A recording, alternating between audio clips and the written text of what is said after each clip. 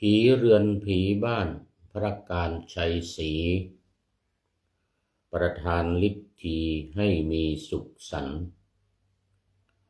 เจ้าเวรนายกรรมอย่าซ้ำลงทันจงได้ผ่อนผันชีพนั้นยืนยาว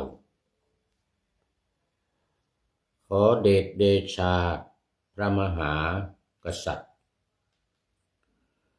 ป้องภัยพิบัติ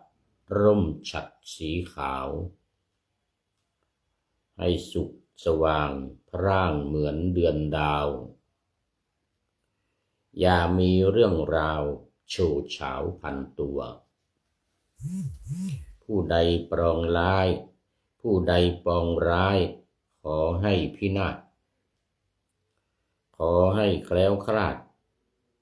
จากคนชั่วอำนาจดีงามจงตามติดตัวมงคลท่วนทั่วมงคลท่วนทั่วส่งผลพ้นภัยเทินขอถวายความนอบน้อมแด่พระรัตนตรัยมีพระพุทธเจ้าเป็นต้นขอถวายความเคารพพระมหาเถระพระเถรานุเถระเจ้าคณะพุทธสังฆาธิการทั่วโลกมีพระเดชพระคุณพระธรรมเสนาบดีเจ้าคณะภาค7วัดพระธาตุดอยสุเทพเป็นต้น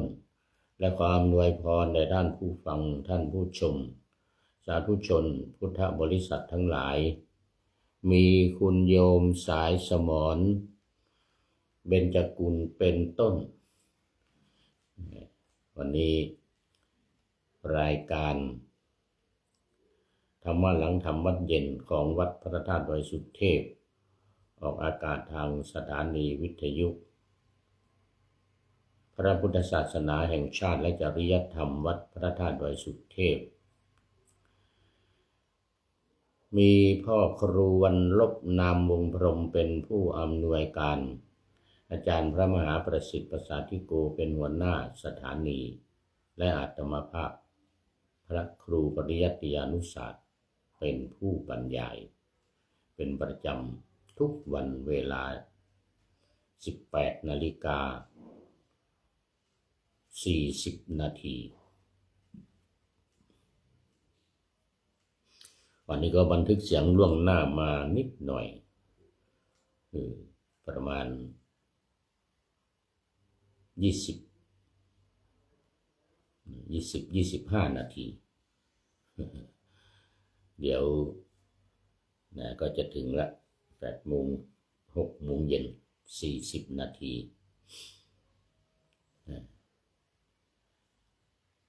วันนี้ก็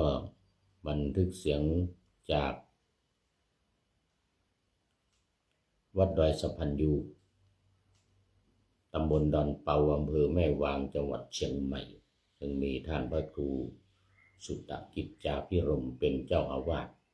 และรักษาการแทนเจ้าคณะอำเภอแม่วางวันนี้บรรยากาศอบอุ่นอุณหภูมิสูงขึ้นมามากตอนกลางวัน29 องศาแต่ว่าตอนนี้ลดลงมาแล้วเหลือ18 องศาเดี๋ยว28 องศาอุ่นๆมาตอนกลางวันแสงแดดจ้าตอนนี้ก็ลดลงแล้วดูจะเย็นมาแล้วก็คุณโยมสายสมรภูวกุลวันนี้ก็เข้ามาแต่หัวค่ำเลยทีเดียวเอาหัวค่ำดีกว่าเพราะตอนนี้มันจะค่ำละ มาแต่หัวค่ำ เรียกว่าไก่ไม่ทันหุงไม่ถูกนะ ปะหน้าธรรมะยังไม่ทันเสร็จก็แล้วกันคุณโยมสายสมรเข้ามาแล้วโมทนาเป็นอย่างยิ่งวันนี้สดชื่นสุขสันต์ปีใหม่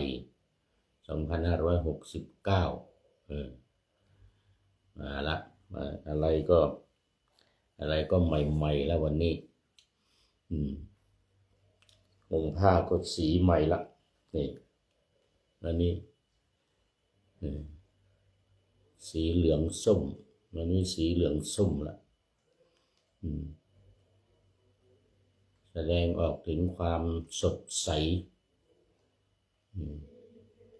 ของปีใหม่ สดใสของปีใหม่แล้วก็บทประพันธ์ปะหน้าธรรมาสวันนี้ก็ยังเป็นของท่านนายพลนเรศจิตรักตอนสุดท้ายแล้ว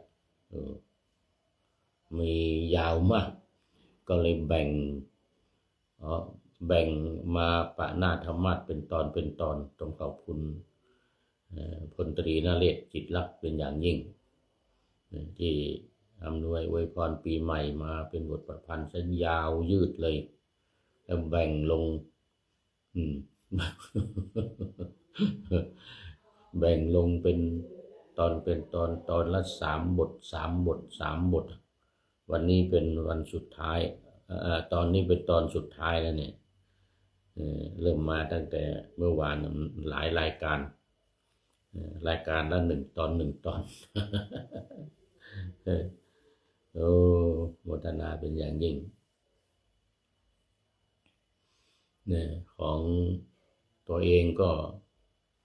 ออกไปแล้วรายการแรกเมื่อวานนี้รายการแรกก็รายการธรรมทัศน์รายการแรกของวันรายการธรรมทัศน์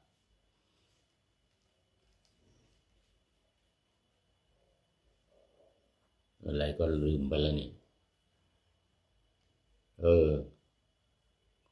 สวัสดีปีใหม่1 มกรา2005เดี๋ยวมกราคม2569และ2006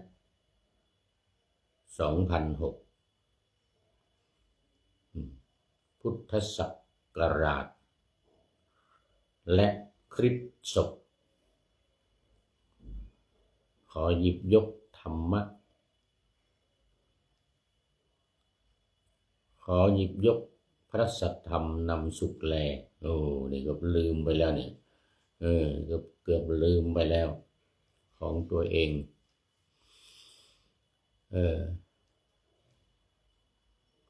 ถ้าสังคมมนุษย์ไม่ยกย่องความถูกต้องความดีงามความจริงแท้ไม่เชิดชูทำแล้วสังคมนั้นแลจะเชือนแชอยู่ไม่ได้วิปลาสไปอันนี้เป็นตอนปีใหม่พร้อมทั้งข้อคิดจากท่านเจ้าพระคุณสมเด็จพระพุทธโฆษาจารย์ปอ.ประยุทธ์โตประยุทธ์อารยางกูลประยุทธ์โตพระเดชพระคุณหลวงพ่อพระคุณอาจารย์ประยุทธ์โตได้ให้ข้อคิดในวันขึ้นปีใหม่เปิดมาได้เห็นเฟซของพระเดชพระคุณเจ้าพระคุณสมเด็จพอดีเลยว่าถ้าสังคมมนุษย์ไม่ยกย่องความถูกต้องความดีงามความจริงแท้นี่สุดยอดเลยความถูกต้องความจริงความดีความงามทั้งหลายกุศลผลและบุญทั้งหลายความถูกต้องก็คือสัจธรรมความจริงไม่เชิดชูธรรมเลยนะถ้าไม่เชิดชูธรรมเนี่ยสังคมนั้นจะอยู่ไม่ได้จะวิปลาสท่านเจ้าพระคุณสมเด็จใช้คำว่าจะวิปลาสคำว่าวิปลาสนี่ก็มันจะเปลี่ยนแปลงจะแปลกไปจะ เพี้ยนไปจะกลับกลายเป็นอย่างอื่นเนี่ยเขาเรียกวิปลาสจากดีก็จะเป็นเสียไปจากความสุขก็จะเป็นความทุกข์จากความสบายก็จะเป็นความเดือดร้อนที่เขาว่าอยากจากอยู่เย็นเป็นสุขเนี่ยก็เป็นอยู่ร้อนนอนทุกข์อะไรเงี้ยนะเป็นต้นนะบ้านเมืองอันนี้จะสุขสงบจะสบายก็จะกลายเป็นเดือดร้อนวุ่นวายสับสนปนละหม่านคุณโยมสายสมรบอกว่าน้อมกราบสาธุนะสาธุสาธุสาธุโอ้โมทนาโมทนาพร้อมกับกดไลค์กดแชร์โอ้โมทนาเป็นอย่างยิ่งนี่นะโดยพลตรีนเรศจิตลักษณ์ก็ได้เขียนตอนสุดท้าย3 บทว่าผีเรือนผีบ้านประการชัยศรีประทานฤทธีให้มีสุขสันต์เจ้าเวรนายกรรมยาซ้ำลงทันจงได้ผ่อนผันชีพนั้นยืนยาวขอเดชเดชาพระมหากษัตริย์ป้องภัยพิบัติร่มฉัตรสีขาวให้สุขสว่างพร่างเหมือนเดือนดาวอย่ามีเรื่องราวโชว์เฉาพันตัวผู้ใดปองร้ายขอให้พินาศขอให้แคล้วคลาดจากคนชั่วอำนาจดีงามจงตามติดตัวมงคลท่วนทั่วส่งผลพ้นภัยโอ้ขอบคุณท่านนายพลนเรศจิตลักษณ์เป็นอย่างยิ่งก็ทุกปีทุกปีขึ้นปีใหม่ก็เราจะได้บทประพันธ์ของท่านนายพลมาอำนวยอวยพรปีใหม่ความจริงก็ออกมาใน Facebook นี่แหละก็อวยพรนั่นแหละแต่ว่าก็ได้เอามาขยายเอามาพูดอีกเอามานำเสนออีกในรายการของทุกรายการเลยได้ครบทุกรายการเลยครบทุกรายการเลย3-4 ตอน3-4 ตอน4 รายการของเราทั้งรายการพระไตรปิฎกลอยฟ้าธรรมทัศน์ธรรมะหลังธรรมวัดเย็นแล้วก็นาวาวังทองเห็นรูปมาแล้วเดี๋ยว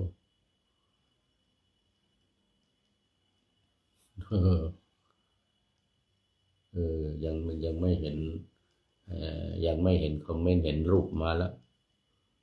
โอ้เป็นรูปพระโอ้โมทนาเดี๋ยวเอามาอันนี้ก็เข้ามาสู่เนื้อหาสาระของธรรมะกันเลยดีกว่าเดี๋ยวมันจะหมดเวลาหมดเอวิหารหลายเดี๋ยวมันหมดเวลาโอ้นี่ไงเห็นรูปก็มาแล้วเมื่อกี้นี้เดชพระคุณหลวงพ่อสุทธิสงึมลำจากจังหวัดบุรีรัมย์บอกแฮปปี้เบิร์ธเดย์มาแล้วพร้อมกับหัวใจใสๆแล้วก็good evening good morning good evening ประจำของพระเดชพระคุณอันนี้ก็มาให้กำลังใจในปีใหม่อวยพรปีใหม่กันเลยอวยพรปีใหม่กราบขอบพระคุณพระเดชพระคุณหลวงพ่อเป็นอย่างยิ่งพร้อมกับกดไลค์กดแชร์เป็นประจำทุกรายการเอาละคราวนี้วันนี้ก็มายังอยู่ใน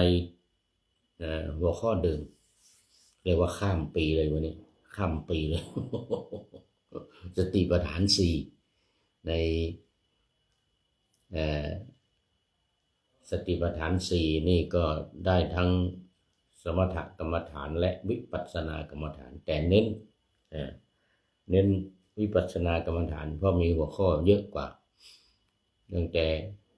เวทนาจิตธรรมเนี่ย3อย่างนี้เป็นวิปัสสนากายข้อแรกนั่นเป็นฝ่ายสมถะก็ได้วิปัสสนาก็ได้ทั้ง2อย่างส่วนเวทนานุปัสสนาจิตตานุปัสสนาธรรมนุปัสสนานี่มันเป็นนามธรรมก็เป็นวิปัสสนาเป็นวิปัสสนาล้วนๆเลยวิปัสสนาอย่างเดียวเลยวันนี้ยังอยู่ใน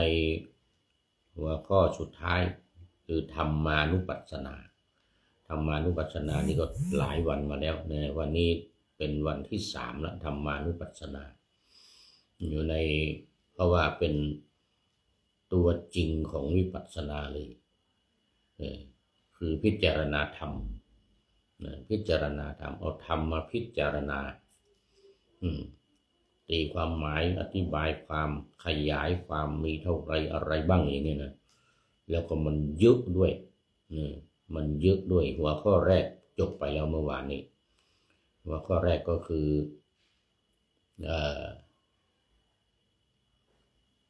นิวรณ์5นิวรณ์5โอ้นี่ควบข้ามปีเลย ควบข้ามปีเลยนิวรณ์5มาจบเมื่อวานวันนี้เป็นข้อที่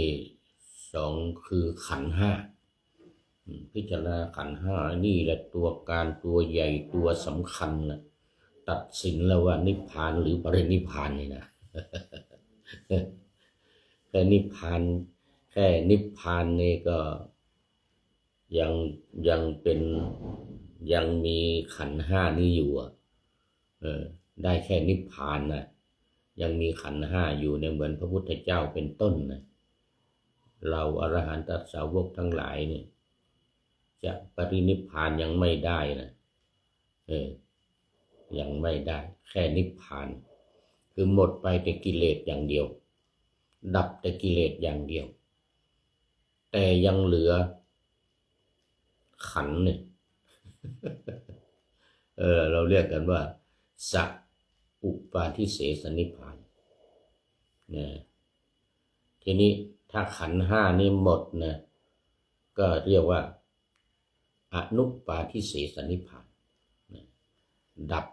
หมดเลยนะไม่มีอะไรเหลือเลยสัพอุปาทิเสสนิพพานนี้ยังเหลือใช้คำว่าอุปธินะอุปาทิเสสนิพพานสัพอุปาทิเสสนิพพานก็ยังมีอุปธิอยู่อุปธิก็คือไอ้ขันธ์5นี่แหละคือยังมีกิเลสเบาบางเขาเรียกว่ากิเลสที่มันนอนเนื่องอยู่ในสันดานของขันธ์5เนี่ยถ้ามีขันธ์5มันก็ยังมีกิเลสอยู่เนี่ยในขณะพระพุทธเจ้าเนี่ยพระอรหันตสาวกทั้งหลายเนี่ยถ้ายังไม่ปรินิพพานเนี่ยนะก็ยังมีกิเลสเขาเรียกว่าอุปธิเนี่ยอุปธิเนี่ยมันอยู่กับขันธ์5เนี่ยมันอยู่กับสังขารเนี่ยมันอยู่กับขันธ์5อยู่กับสังขารเนี่ยดับไปแต่กิเลสอย่างเดียวสังโยชน์ทั้งหลายดับความราคะโทสะโมหะดับไปหมดแล้วไม่มีสังโยชน์ทั้งหลายตั้งแต่สักยทิฏฐิวิจิกิจฉาเป็นต้นไปจนถึงอวิชชาหมดไม่เหลือดับหมดไอ้ที่มันเหลือคืออะไรอันนี้ที่นั่งอยู่เนี่ย ที่พูดอยู่นี่พระเดชพระคุณเดชนั่งพูดอยู่เนี่ยมันคือขันธ์5รูปกับนามเนี่ยรูปกับนามมันยังอยู่ดังนั้นกิเลสอุปธิมันก็ยังอยู่กิเลสตัวน้อยๆมันไม่มากหรอกอยู่กับขันธ์5เนี่ยแล้วก็เป็นกิเลสไอตัวสำคัญนะเช่นหิวข้าวอย่างเงี้ย อะไรเพราะขันธ์5มันมีอยู่ไงมันยังต้องกินไงมันจะต้องให้ขันธ์นี่เป็นไปให้อยู่ได้ไง สัพเพสัตตาอาหารติติกาในพุทธวงศ์ตรัสไว้สัตว์ทั้งหลายอยู่ได้ด้วยอาหารเมื่อมีขันธ์ห้าเนี่ยสัตว์ทุกตัวมีขันธ์ห้าเมื่อมีขันธ์ห้านี่มันก็ยังมีความหิวข้าวเนี่ยอยากจะกินข้าวอยากจะหลับอยากจะไปปัสสาวะอุจจาระเนี่ยอยากจะไปถ่ายขับถ่าย มันเป็นธรรมชาติของสังขารเนี่ยของร่างกายของขันธ์ห้ามันยังมีอยู่นี่เรียกว่าสัพอุปาทิเสสนิพพานแต่ว่าเรียกหลายอย่างเรียกว่าเป็นพระพุทธเจ้าบางเรียกว่าพระอรหันต์บ้างอะไรบ้างนี่นะในความเป็นจริงแล้วนี่ยังมีกิเลสอยู่แต่มันไม่กิเลสมันไม่เดือดร้อนแล้วไม่เดือดร้อนผู้อื่นนะเดือดร้อนแต่ตัวเองเวลาหิวข้าว ต้องหากินต้องกินข้าวนี่เรื่องมันนะจึงเรียกว่าสัพอุปาทิเสสนิพพานได้นิพพานแล้วแต่ว่าเพียงแค่นิพพานยังไม่ปรินิพพานยังเป็นไปอยู่กับขันธ์ห้านี้เพราะฉะนั้นวันนี้หัวข้อว่าขันธ์ห้าหัวข้อสำคัญอย่างว่า ใน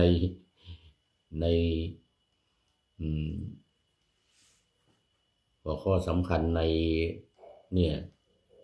อะไรธรรมานุปัสสนาหัวข้อที่หนึ่งคือนิวรณ์อันนี้ตัวนั้นก็ไอตัวเป้งไอตัวอุปสรรคไอตัวสำคัญเหมือนกัน ไอตัวสำคัญเหมือนกันแล้วก็ไอตัวที่สองมาแล้วเนี่ยกำจัดนิวรณ์ไปได้หมดละกำจัดนิวรณ์ไปทั้งหมดได้แล้วกามฉันทะพยาบาททีนมิทธะอุทธัจจะกุกุจจะวิจิกิจฉาเนี่ยทั้งห้าอย่างนี้ผ่านพ้นไปแล้วมาข้อที่สองคือวันนี้คือ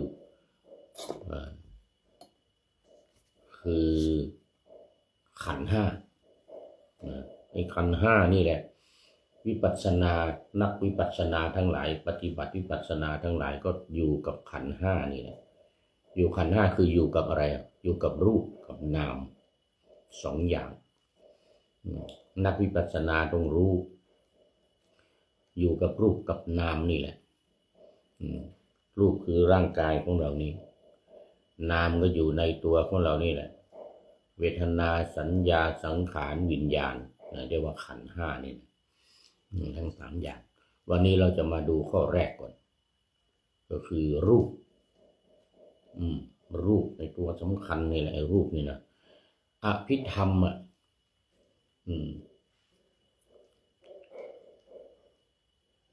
หนึ่งในสี่ข้อของอภิธรรมมปิฎกเลยนะจิตเจตสิกรูปแล้วก็นิพพานสี่อย่างหัวใจของพระอภิธรรมอภิธรรมมปิฎกนะ12 เล่มนะในพระไตรปิฎกเล่มที่34ถึง45มีหัวใจอยู่4คือจิตเรื่องจิตพูดถึงเรื่องจิตแล้วก็เจตสิกคือสิ่งที่เกิดขึ้นกับจิตแล้วก็รูปเนี่ยรูปเนี่ยข้อนี้แหละรูปก็เป็นข้อที่1ของขันธ์ห้านี่แหละรูปนี่ก็เป็นเป็นข้อที่3ของพระอภิธรรมพระอภิธรรมจิตเจตสิกรูปนิพพานเขาเรียกจิเจรุนิกนะจิเจรุนิกหัวข้อที่สำคัญของพระอภิธรรมตอนนี้ขอต้อนรับสหายเก่าแก่มิตรสหายเก่าแก่พี่กาดพลเสนนมัสการครับอาจารย์ว่าไงเนี่ยสาธุเจริญพรพี่กาดตามมาด้วยพี่เนติแก้วเคนสาธุวันก่อนคุยกันอยู่ กราบนมัสการครับอาจารย์เลยนะโอ้วันก่อนคุยกันถึงอาจารย์สำราญคิดถึงครับเลยนะโอ้สาธุสาธุพี่กัสนี่ไม่ได้เจอนานแล้วไม่เข้ามาในรายการเนี่ยโอ้ปีใหม่โอ้เป็นนิมิตหมายอันดีมากได้พบปะมิตรสหายเก่าสมัยอยู่ในประเทศอินเดีย อยู่ในประเทศอินเดียโอ้ยเมื่อ40 ปีมาแล้วนะเนี่ยอ๋อยังมีลมหายใจกันอยู่อะเนี่ย40 ปีมาแล้วยังมีลมหายใจอยู่โน่นน่ะปี2524นะ2524 25นู่นแหละเนี่ยนะโอ้ยังมีลมหายใจอยู่ วันก่อนคุยกับพี่เนติถึงอาจารย์สำราญอาจารย์สำราญนี่ก็ไม่ได้เจอนานเห็นว่ายังคุยกันอยู่ไงนะอาจารย์สำราญนี่นะอืมเจออาจารย์สำราญบอกให้เข้ามาในบอกให้เข้ามาในเฟซบ้างจะได้คุยกันหนูดีใจคิดถึงมากคิดถึงอยู่คิดถึงกันตลอดแล้วก็คุยกันอีกคนหนึ่งอาจารย์ด็อกเตอร์อะไรที่อยู่พะเยาวันนั้นพี่เนตีบอกชื่อมาแล้วมันลืมชื่อไปแล้วก็อยู่เชียงใหม่อีกคนหนึ่งที่อยู่ปัตตนะด้วยกันนะอาจารย์ด็อกเตอร์นะลืมชื่อไปอยู่ที่หอนั้นเดียวกันนี่แหละที่หัวสุดนุ่นเป็นคนภาคใต้เป็นคนภาคใต้ของเรามีทั้งใต้ทั้งเหนือทั้งภาคอีสานทั้งภาคกลางอาจารย์สำราญอยู่ภาคกลางพี่เนตินี่อยู่ภาคตะวันออกเฉียงเหนือพิกาดนี่จะอยู่ภาคกลาง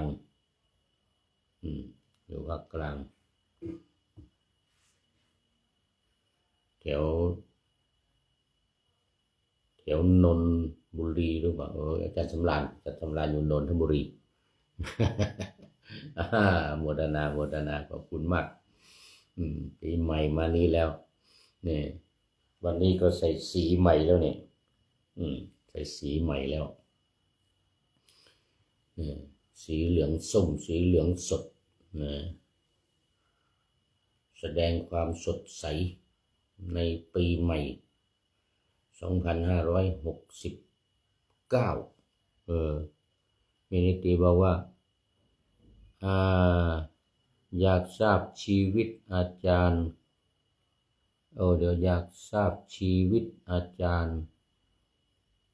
ถาวรครับท่านอาจารย์ทราบไหมอาจารย์ถาวรโอ้ถาวรทราบอยู่เจอกันเมื่อสัก3 ปีก่อนมาแล้วเนี่ยท่านมาโรงพยาบาลแล้วก็มาพักมา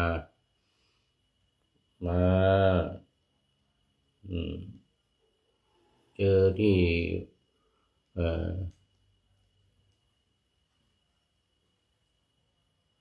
เลยวัดฝายหินวัดฝายหินมาพักที่วัดฝายหินมาโรงพยาบาลนครมาราชนครเชียงใหม่แล้วก็ตอนหลังมานี่ได้ทราบว่าท่านมาพักที่วัดพระธาตุดอยสุเทพด้วยแต่ว่าไม่อยู่แล้วตอนนั้นไปต่างประเทศละไปยุโรปไปอังกฤษท่านมาพักที่วัดพระธาตุดอยสุเทพก็มาโรงพยาบาลนี่แหละแต่ว่าตอนหลังมานี่ยังไม่ได้เจอเดี๋ยวจะไปก็ว่าจะไปเยี่ยมอยู่บวชเป็นพระเนี่ยบวชเป็นพระแล้วอาจารย์ถาวรนะบวชเป็นพระแล้วก็มีเดี๋ยว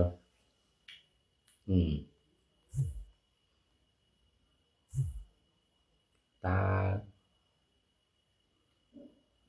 อะไรสักอย่างหนึ่งเนี่ยมาโรงพยาบาลนี่แหละประจำมาราชนครเชียงใหม่เดี๋ยววันหลังจะติดต่อประสานงานบวชอยู่ที่จังหวัดแพร่แล้วก็มาโรงพยาบาลก็มาพักวัดไฝหินแล้วก็มาพักวัดพระธาตุดอยสุเทพตอนนั้นผู้พูดนี่ยังอยู่ที่วัดไฝหินแล้วพอมาวัดดอยสุเทพก็ท่านก็ตามมาพักที่ดอยสุเทพนะอาจารย์ถาวรอยู่ด้วยกันที่มหาวิทยาลัยปัตตนะ เป็นรุ่นพี่เป็นรุ่นพี่เนตินี่ก็รุ่นพี่นี่เนติอาจารย์เดี๋ยวจะไปเยี่ยมอาจารย์มหาบางอยู่ท่านครูจากคณะอำเภอหนองหานท่านก็นั่งรถเข็นแต่ว่าก็ดีละสุขภาพก็ดีขึ้นโอ้ดูไปดูมา